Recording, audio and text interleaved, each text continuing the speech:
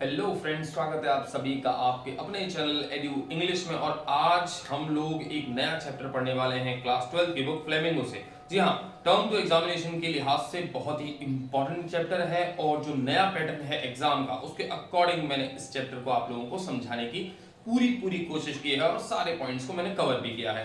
तो चलिए बढ़ते हैं मेरी कंप्यूटर स्क्रीन की ओर, समझते हैं चैप्टर द रेड ट्रैप। और वीडियो के एंड तक बने रहना। पसंद आए तो लाइक शेयर एंड सब्सक्राइब जरूर करना। तो चलिए चलते हैं।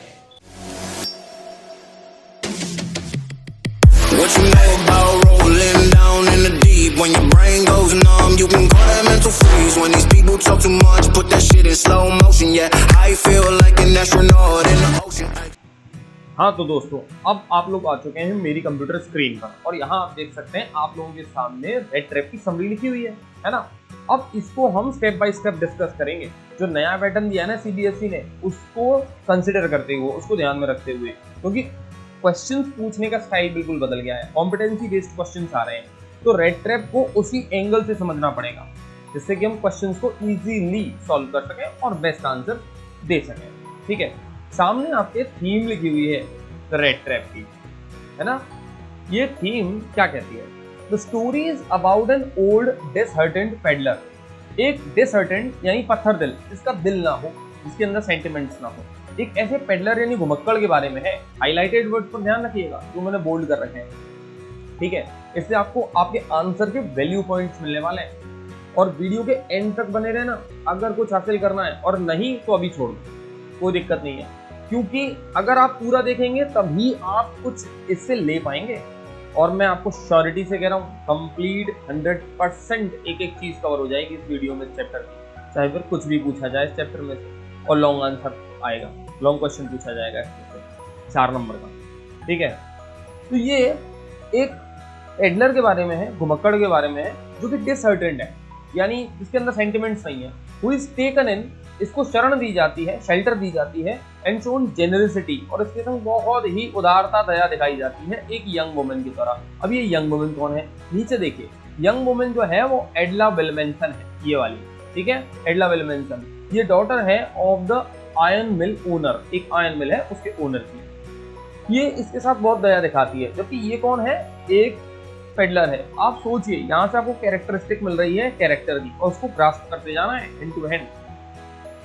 Her generosity and kindness change his bitter attitude। यहाँ his better attitude आया है इस पेडलर के लिए। इस पेडलर का जो कड़वा व्यवहार है, ठीक है, टुवर्ड्स लाइफ, जीवन के बारे में, उन लोगों के लिए, उसको इसकी दया और उदारता चेंज कर देती है, यानी एक इंसान बदल रहा है। The peddler is a man. ये पेडलर जो है एक ऐसा आदमी है who has fallen upon misfortune, जिसका दुर्भाग्य चल रहा है, उसकी किस्मत जो है वो चल रही है खराब। ठीक है, and now resorts to selling rat trap. अब बेचारा क्या करता है?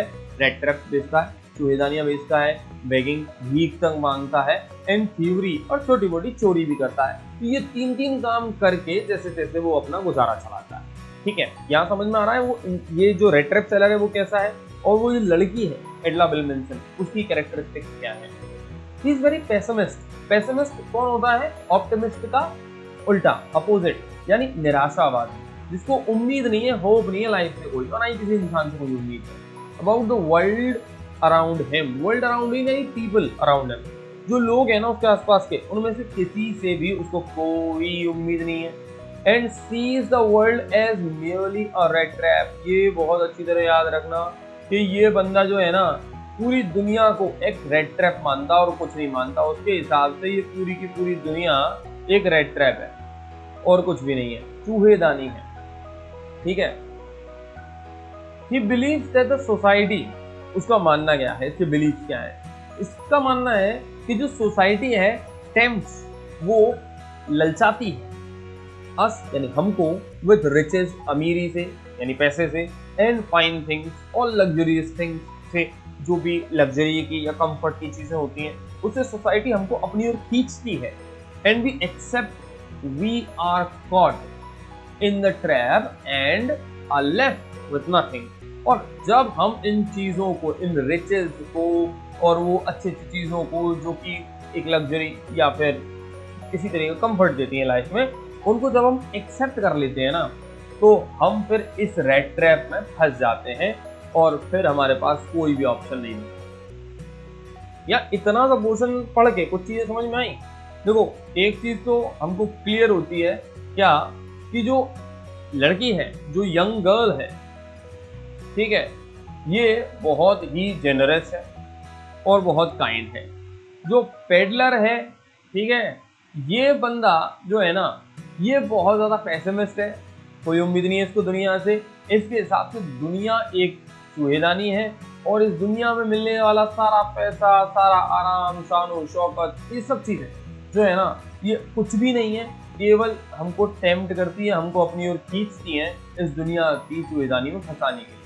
और जब हम फंस जाते हैं तो हमारे पास फिर कोई ऑप्शन नहीं बचता, यानी हम फिर उसमें कंप्लीटली ब्लॉक्ड हो जाते हैं और निकलने का कोई रास्ता भी नहीं है। ठीक है, अब स्टोरी के मैसेज को देखेंगे। यहाँ से ध्यान से पढ़ना, स्टोरी का मैसेज क्या है, क्योंकि ऐसे ही क्वेश्चन आने वाले हैं आपकी बात। Story conveys a universal message.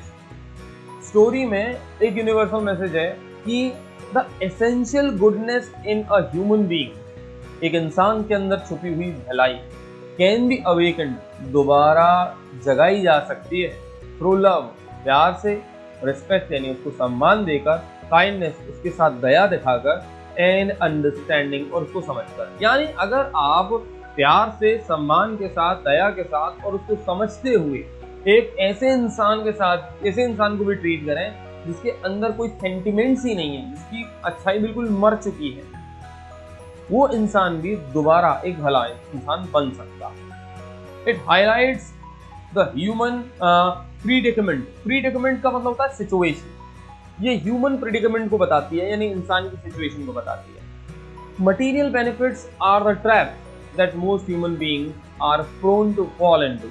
Material benefit यानी जो इंसान, इस दुनिया में मिलने वाली जितनी भी चीजें जो हमको अच्छी लगती हैं, वो सब चीजें जो है ना, वो ट्रैप की तरह काम करती हैं, एक जाल की तरह काम करती हैं, जिसमें कि इंसान फंसता ही फंसता है। अधिकतर लोग उन्हीं की चीज़ों की तरफ भागते हैं, जैसे पैसा हुआ, ठीक है, सक्सेस हुई, बड़ा घर, बड़ी गाड़ी, या जो भी चीज़।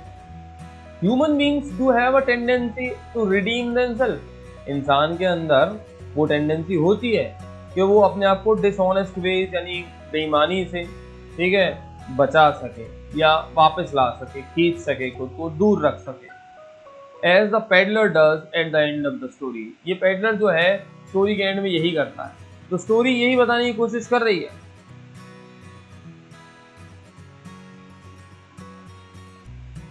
अब स्टोरी की सेटिंग की बात करते हैं। स्टोरी की सेटिंग क्या करती है?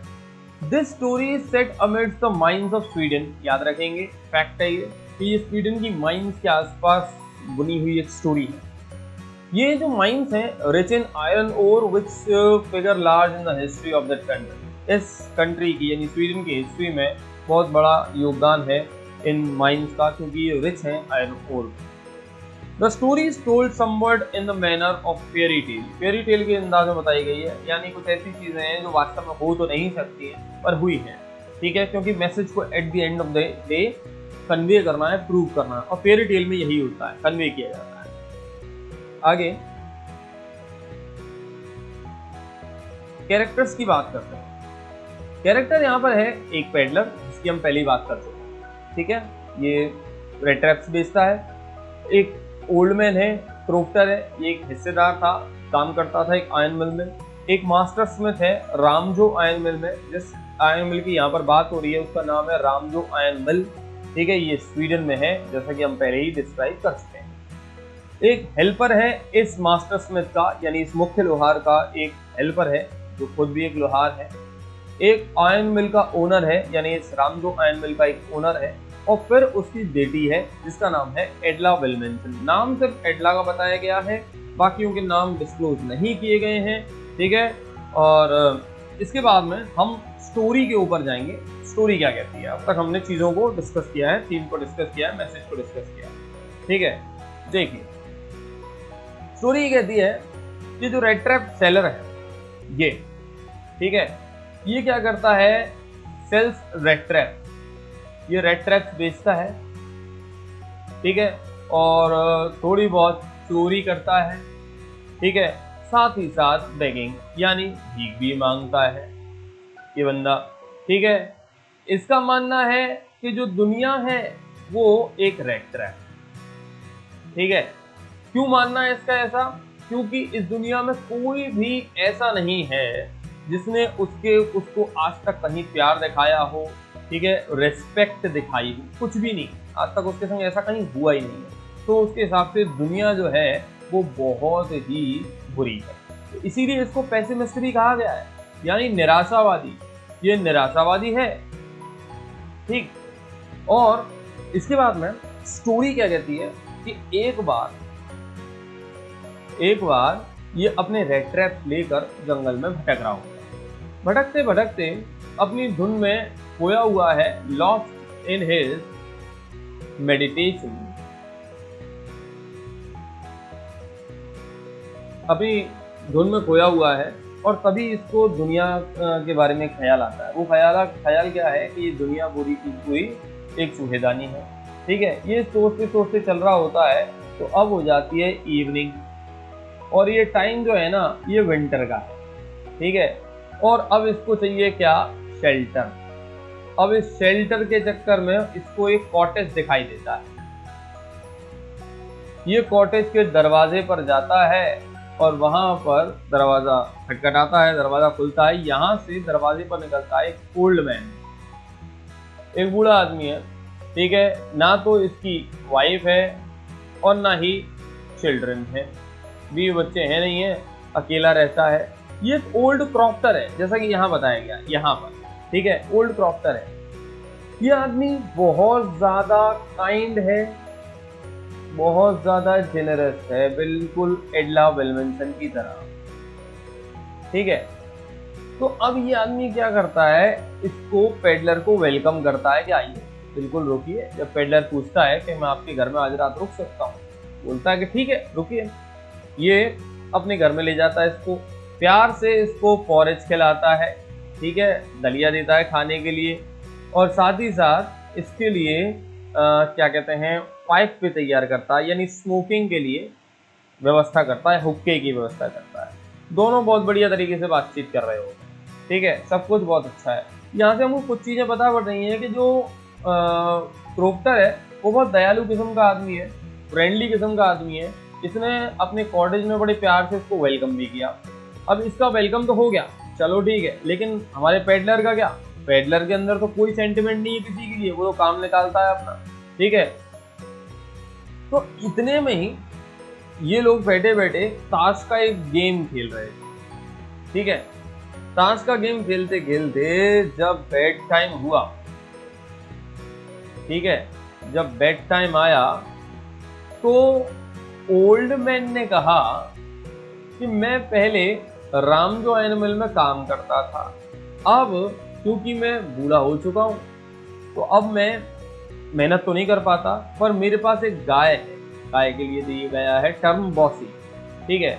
ये गाय जो है ये मुझे मिल्क देती है और मैं इसको बेचता हूँ, ठीक है, इसको बेचता हूँ और मुझे क्या मिलता है? पैसा मिलता है और अच्छा खासा जीवन चल रहा है। तो इसका मतलब पैसा बहुत अच्छा मिल रहा है। इस बात को प्रूव करने के लिए वो अपने कॉटेज की विंडो जो है वहां जाता है। वहां पर एक लेदर पाउच, कैसा पाउच? लेदर पाउच टंगा हुआ है। इस लेदर पाउच को लेकर आता है, इसमें से 3 क्रोनर, यहाँ की करेंसी है स्वीडन की, ठीक है, 3 क्रोनर के नोट्स होते हैं और हर एक नोट जो है वो 10-10 क्रोनर का है, तो 3 नोट होते हैं, टोटल होगा 30 क्रोनर, ठीक है, 30 क्रोनर्स होते हैं। ये पेडलर को दिखाता है कि देखो लास्ट मंथ मैंने इतना पैसा जो है वो कमा लिया था। अब पेडलर का क्या? पेडलर ने देख तो लिया, अब ये तो हो गया कि बिल्ली को दूध दिखा दिया भाई। पेडलर देख लेता है, कुछ नहीं बोलता, आंखें तो फट जाती हैं। अब दोनों जाके सो जाते हैं। सुबह जो ओल्ड मैन है वो टाइम से उठता है, उसको अपनी गाय का दूध निकालना है, तो उसको अर्ली मॉर्निंग उठना पड़ा, वो चल दिया, ठीक है। चलने के बाद में होता क्या है कि दोनों के दोनों एक दूसरे को गुड बाय कहते हैं, ठीक है, चलो भाई चलते हैं। ठीक है, ये अपनी डायरेक्शन चला जाता है पेडलर, और क्या कहते हैं क्रोफ्टर अपनी डायरेक्शन में चला जाता है। पर हाफ एन आवर के बाद जो पेडलर है, ठीक है, पेडलर आ जाता है दोबारा उसी कॉटेज के डोर पर। उसका लालच उसको खींच लाता है, जो उसने कहा कि इस दुनिया में मिलने वाली सारी शान और शौकत जो है लालच है और कुछ नहीं है। ठीक है, खिड़की का पेन जो है वो तोड़ता है, लेदर पाउच निकालता है और स्टील चोरी कर लेता है। ऑल द 30 क्रोनर, सारे पैसे जो है वो चोरी कर लेता है। अब वो चला जाता है, ये सोचता है कि मेन हाईवे पे, मेन रोड पर अब चलना खतरे से खाली नहीं है, क्योंकि वो आएगा पीछे से, उसको पता चल जाएगा कि मेरा पैसा चोरी हो गया, फॉलो तो करेगा। तो ये अब वुड्स में उतर जाता है, यानी जंगल में उतर जाता है। ठीक है, तो जंगल में एक डेफिनेट डायरेक्शन में चलने की कोशिश करता है कि मैं जंगल से बाहर निकल जाऊं, पर इसको एंड मिलता ही नहीं है जंगल। ये एक ही जगह के आसपास घूमता जाता है, घूमता जाता है, घूमता जाता है, और आखिरकार बुरी तरह से थक जाता है। एक तो विंटर, ठीक है, सर्दी बहुत ज्यादा थी, दूसरा डार्कनेस, जल्दी अंधेरा हो रहा था, तीसरी टायर्डनेस। ये तीनों चीजें इसको इतना ज्यादा तोड़ देती हैं कि इसको अब रियलाइज होता है कि भाई मैं, ठीक है, मैं खुद अब इस ट्रैप में फंस चुका हूँ, यानी इस रेड ट्रैप में फंस चुका हूँ। ये जो रेड ट्रैप है वो कौन सा रेड ट्रैप है? वर्ल्ड, इस दुनिया का रेड ट्रैप। क्यों हुआ है ऐसा? क्योंकि मैं टेम्प्ट हुआ, यानी ललचाया, और मैंने क्या की? चोरी करी। तो पक्की बात है क्या होना है? फंसना ही तो पड़ेगा। ठीक है, फंस गए। अब इसको जंगल का एंड तो मिल नहीं रहा, तो बिल्कुल निराश होके ये जमीन पर बिल्कुल सिंक होने लगता है, गिरने लगता है। तभी इसको एक साउंड सुनाई देती है। अब ये साउंड क्या थी? ये हार्ड रेगुलर थंपिंग थी। ठीक है, रेगुलर थंपिंग थी, जैसे कि क्या हो, हैमर स्ट्रोक सुनाई देते हैं।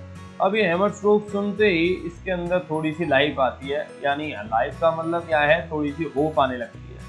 अब क्या सोचता है ये कि अगर यहाँ पर ये साउंड आ रही है, ठीक है, तो इसका मतलब आसपास कौन होंगे? लोग होंगे, और लोग होंगे तो इसका मतलब बच सकते हैं। तो अब ये बंदा उसी डायरेक्शन में चलने लगता है, इसको रिमूव कर देते हैं और फिर आगे बढ़ेंगे। यहाँ तक क्लियर हो रहा है ना chapter? If yes then comment yes. ठीक है, और कोई क्वेरी हो तो भी कमेंट करके बताइए कि क्वेरी आ रही है तो। ठीक है, आपके कमेंट का जवाब जरूर दिया जाएगा। एक भी कमेंट ऐसा नहीं होगा जिसका जवाब ना दिया जाए। ठीक है, चलिए अब क्या है, ये उसी डायरेक्शन में जाता है। इस डायरेक्शन में इसको वो आयरन मिल मिलती है। ठीक है, आयरन मिल मिल जाती है। यहाँ पर बैठा होता है कौन? एक तो मास्टर स्मिथ बैठा है और एक उसका हेल्पर बैठा है। दोनों के दोनों एक क्या कहते हैं, फर्नेस है। ठीक है, उसमें इन्होंने पिग आयरन रखा हुआ है, यानी कच्चा लोहा जो है वो रखा हुआ है, उसको वो मेल्ट कर रहे हैं। ठीक है, बारी बारी से एक जना जाता है और जाकर उस सुलगते हुए लोहे को घुमा के जाता है। और पेडलर जाकर इस क्या कहते हैं, मास्टर स्मिथ से कहता है, क्या मैं यहाँ रुक सकता हूँ? वो एक ऐसा आदमी है, ये मास्टर स्मिथ, बहुत ज़्यादा ईगोइस्टिक। ठीक है, बहुत ईगोइस्टिक आदमी है। ये इसको एक वर्ड भी रिगार्ड नहीं करता, एक शब्द नहीं बोलता, केवल क्या करता है, एक जेस्चर देता है कि ठीक है रुकिए। ठीक है, सिर से इशारा कर देता है, बस। चलो, इसको हमारे पेडलर को कौन सी रिश्तेदारी निभानी है? ये जाता है और जाकर जो फर्नेस है इसके पास जाकर सो जाता है। इतने में नाइटली राउंड पर, ठीक है, नाइटली राउंड पर कौन आता है? आयरन मिल का ओनर आ जाता है। वो आकर इस पेडलर को देखता है कि भाई ये कौन है, इससे मिलता है, जाकर पता करने की कोशिश करता है कि कौन है। बाय मिस्टेक ये इसको देखकर क्या समझता है कि ये मेरा एक ओल्ड फ्रेंड है। बाय मिस्टेक आइडेंटिटी ऐसी लगती है, और बहुत ज्यादा दया करता है इसके ऊपर। यार क्या हालत बना रखी है तुमने अपनी। और इसको इनवाइट करता है, इनवाइट क्या इंसिस्ट करता है कि तुम मेरे घर चलो, मैनर हाउस, यानी जो उसने कोठी बना रखी है, स्पेलिंग लिख देता हूं, मैनर हाउस, ठीक है, जो उसने कोठी बना रखी थी, वहां चलने के लिए कहता है। पेडलर कहता है कि नो, मैं नहीं जाऊंगा। क्यों? क्योंकि इसको डर लगता है कि ये खुद आयरन मिल का मालिक है, ठीक है, और जो ये ओल्ड मैन है ये भी इस आयरन मिल में काम करता था, दोनों एक दूसरे को जानते तो होंगे ही। अगर इसने इसको बताया कि मेरे घर से इस तरह से पैसे चोरी हुए हैं, और कौन लेकर गया है, एक चूहेदानी वाला, क्योंकि इसने रेड ट्रेस लटका रखे थे अपने गले से, ठीक है, तो ये मना करता है। जो आयरन मास्टर जो आयरन मिल का ओनर है ना, वो कहता है कि ठीक है, वो चला जाता है, पर वो पीछे से एडला विल्मेंसन को भेजता है। एडला विल्मेंसन इतनी ज्यादा काइंड है इसके लिए, और इतना ज्यादा उसके अंदर परसुएशन पावर जो है वो जबरदस्त थी कि पेडलर उसको मना नहीं कर पाता चलने से, इसके घर चला जाता है। घर जाने के बाद में जो आयरन मिल का ओनर है वो अपने सर्वेंट्स को कहता है कि इसकी शेविंग करो, इसको हेयर कट दो, अच्छे कपड़े पहनाओ, नहला धुला कर लेकर आओ। ये जब आ जाता है कंप्लीटली ग्रूम्ड, यानी ग्रूम होकर जब आ जाता है ना, आने के बाद में आयरन मास्टर यानी आयरन मिल का मालिक जो है वो देखकर एकदम से सरप्राइज हो जाता है, क्योंकि अब ये जो पेडलर है वो मिस्टेकन आइडेंटिटी नहीं बचा, अब वो ब्रॉड डे लाइट में खड़ा है, ठीक है, ब्रॉड डे लाइट में खड़ा है, तो उसकी शक्ल बहुत साफ दिख रही है, रात का समय तो है नहीं, तो वो पहचान जाता है कि मैंने मिस्टेक कर दी, गलती कर गया था मैं, ये वो आदमी नहीं है जिसे कि मैं अपना दोस्त समझ रहा था, ठीक है। अब यहाँ से सारा ड्रामा शुरू होता है। आयरन मिल का मालिक कहता है कि तुम मेरे घर से निकल जाओ, ये भी कहता है कि ठीक है चला जाऊंगा। आयरन मिल का मालिक बोलता है कि तुमने मेरे साथ बेईमानी करी है, धोखा दिया तुमने मुझको। पेडलर कहता है मैंने कब धोखा दिया भाई, मैंने कहा था तुमसे मैं तुम्हारे घर चलूं, तुम ही पीछे पड़े थे, ठीक है, मैंने तो सिर्फ वहां पर रहने की परमिशन मांगी थी, वो भी एक रात के लिए, अब तुम पीछे पड़ गए। मैंने तुमसे कब कहा कि मैं तुम्हारा दोस्त हूं, बिल्कुल नहीं कहा मैंने तो। ये बात भी सही थी कि पेडलर ने एक बार भी ये बात नहीं कही कि वो आयरन मास्टर का क्या है दोस्त, ये बात कहीं नहीं गई, वो तो ये तो ओनर ही था जो जबरदस्ती कर रहा था। और अब यहाँ पर रोल आता है एडला विल्मेंसन। एडला विल्मेंसन जो है वो एडवोकेट्स यानी पक्ष लेती है किसका, इस पेडलर का।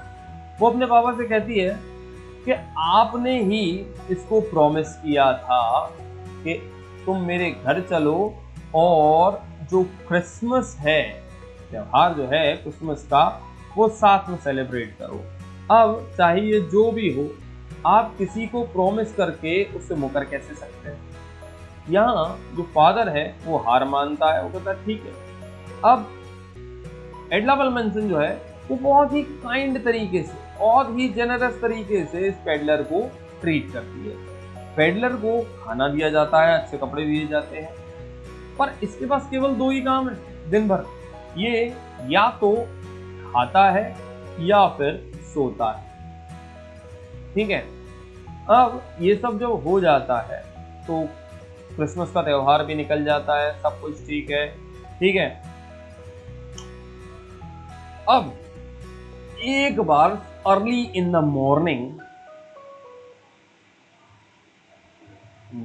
मॉर्निंग जो ये ओनर है और इसकी बेटी जो है, ये लोग चर्च जाते हैं अर्ली सर्विसेज के लिए।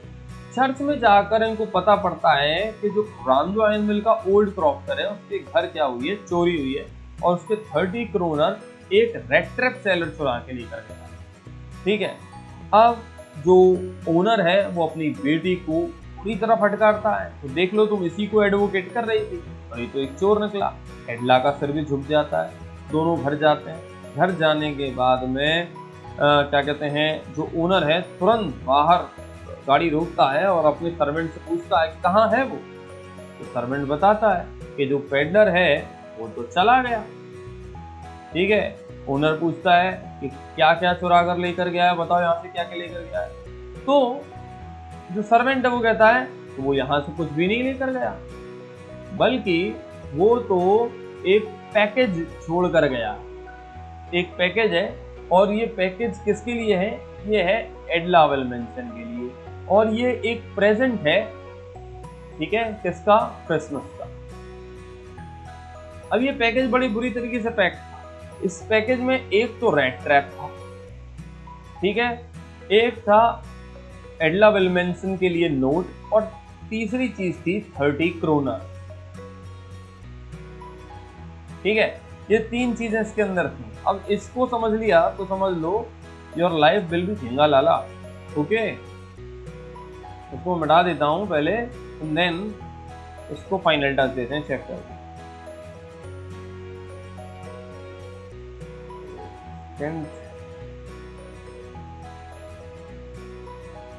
हाँ, तो अब क्या है, एडला विल्मेंसन के लिए वो क्रिसमस प्रेजेंट देकर गया एक रेड ट्रैप। रेड ट्रैप देते समय उसने एक नोट भी रखा था। इस नोट में उसने क्या कहा कि एडला को कि I don't want to embarrass you, ठीक है, मैं आपको एम्बेरस नहीं करना चाहता। किसके द्वारा? एक थीफ के द्वारा, कि आप ये सोचें कि मैं एक चोर हूं, तो इसीलिए मैं कोई चोरी वोरी नहीं कर रहा हूं, ठीक है, क्योंकि आपने मेरे को कैप्टन वॉन स्टेहल की तरह ट्रीट किया है, ठीक है। कैप्टन वॉन स्टेहल कौन था?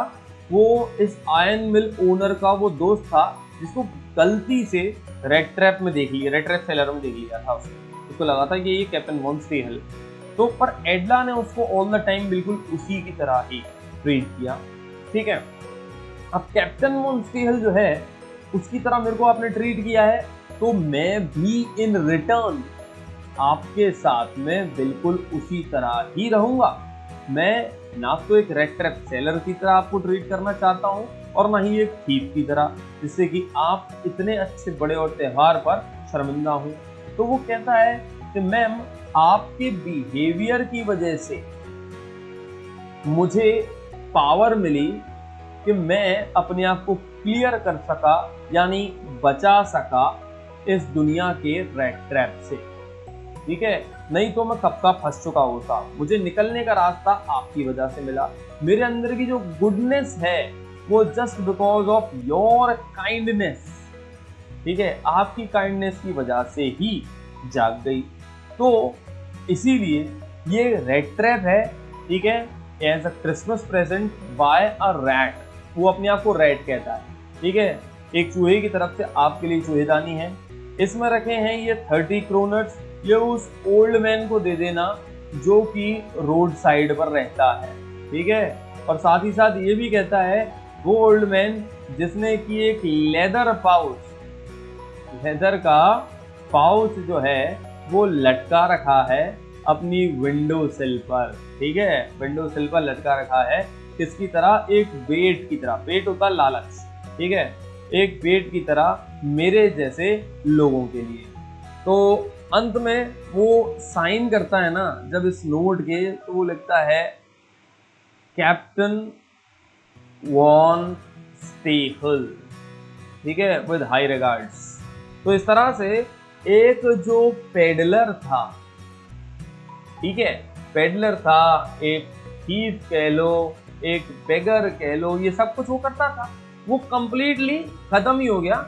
और वो अब क्या बन गया? वो बन गया कैप्टन वॉन स्टेहल, राइट, जो कि आयरन मिल ओनर के फ्रेंड का नाम था। तो दोस्तों इस तरह से जो थीम है ना चैप्टर की, वो बहुत सही तरीके से प्रूव होती है। वो साफ है कि जो एसेंशियल गुडनेस होती है किसी भी इंसान के अंदर की, उसको प्यार, सम्मान, दया और समझ के साथ दोबारा जगाया जा सकता है, ठीक है। आपके जो टर्म टू एग्जाम्स होने वाले हैं उसमें क्वेश्चन भी कुछ इसी तरह से आएंगे कि आपने पेडलर की लाइफ से क्या समझा, आपने एडला की लाइफ से क्या समझा, पेडलर और एडला के बीच में जो है कंट्रास्ट जो है वो क्या है, या फिर डिफरेंशिएट कीजिए इनके कैरेक्टर को, ठीक है। एडला और उसके फादर जो है उनके कैरेक्टर्स से आप क्या समझते हैं उसको इंटरप्रेट कीजिए।